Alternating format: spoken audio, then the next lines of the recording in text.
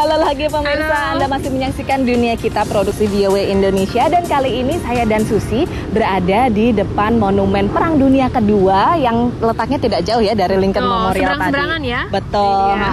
Nah, bicara soal krisis ekonomi dan juga resesi dan juga masalah sosial yang terkait, baru-baru ini memang terjadi sebuah tren yang cukup menarik nih. Antara lain adalah meningkatnya penjualan barang-barang bekas di Amerika. Nah, ini jadi tren ya. Jadi belanja barang bekas itu menjadi tren. Betul. Nah, ini memang menurut Asosiasi Retail Nasional di Amerika mengatakan bahwa peritel barang bekas besar nih di Amerika seperti Goodwill maupun Salvation Army itu terjadi peningkatan penjualan sebesar 8% dari dibanding tahun lalu. Betul. Gitu. Dan memang di saat seperti ini toko-toko barang bekas itu menjadi solusi bagi mereka yang ingin berpenampilan keren tapi isi dompetnya pas-pasan. Iya.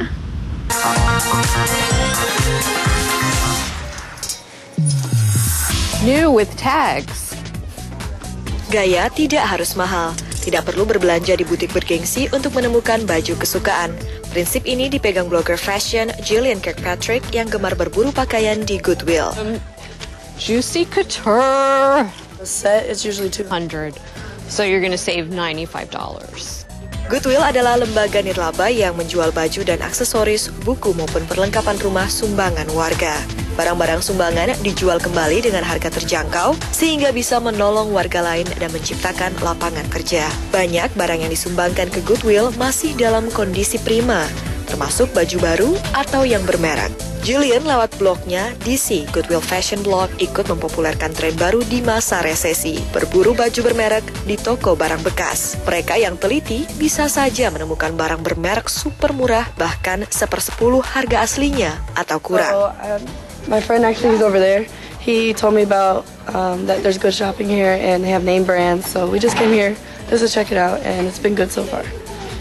Resesionista atau penggila fashion yang berhemat di masa resesi tidak lagi merasa bersalah akibat kalap belanja di masa ekonomi sulit. And my husband doesn't get mad at me when I buy things from Goodwill.